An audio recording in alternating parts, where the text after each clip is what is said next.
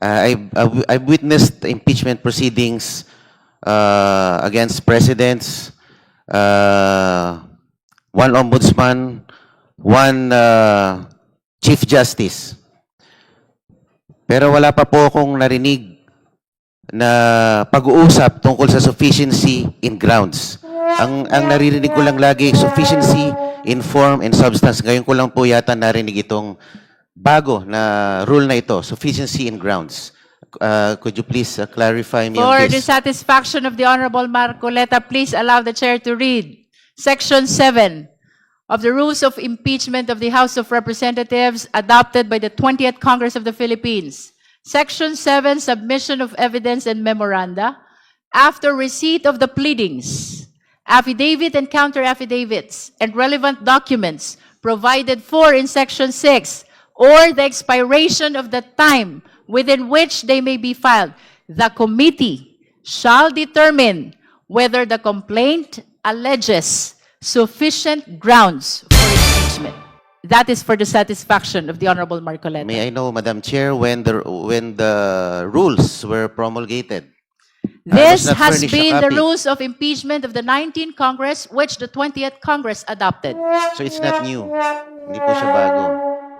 This has been part of the previous rules, which were used during the past impeachment processes. Opo, kasi bago lang po sa akin yung sufficiency in grounds. Hindi ko po narinig yan sa mga dating proceedings. Yun lang po. Salamat po. Complaint? The Honorable Marcoleta? Madam Chair, also, again, a manifestation for clarification with the indulgence of the Chair.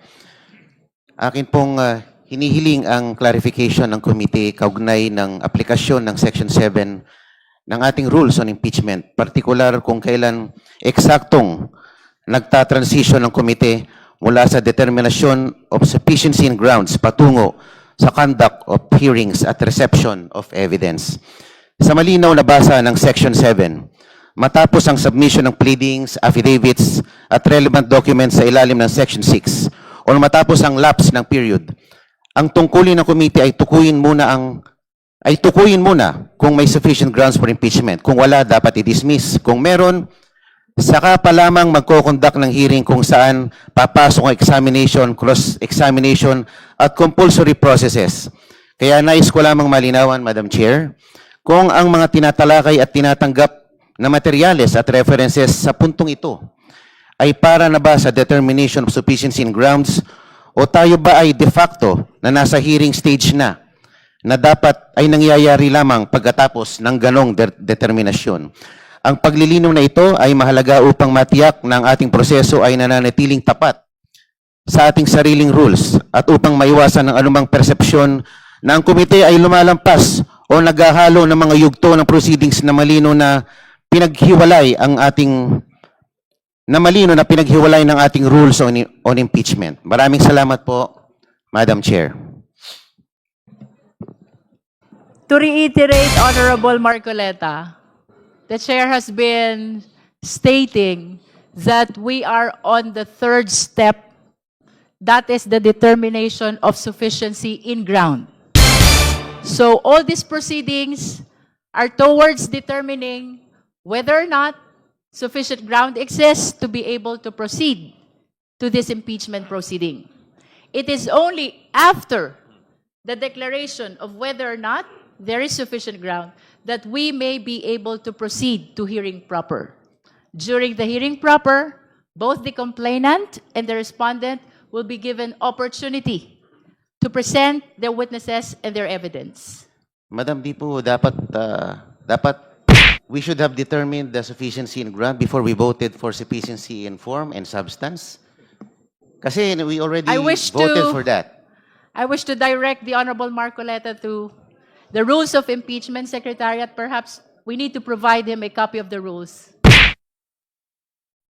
Again, the proceeding before the Justice Committee, Honorable Marcoleta, is summarized into 5.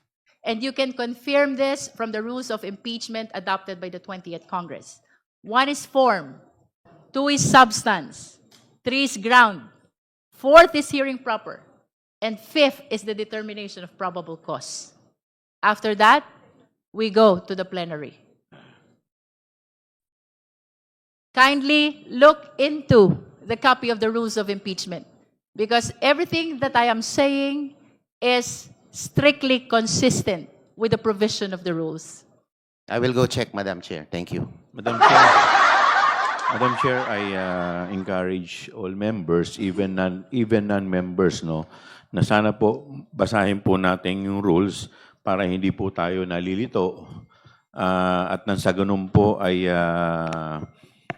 maiwasan po natin yung mga tanong na maliwanag naman po sa ating rules, na nakasaad sa rules. Maraming salamat po, Madam Chair.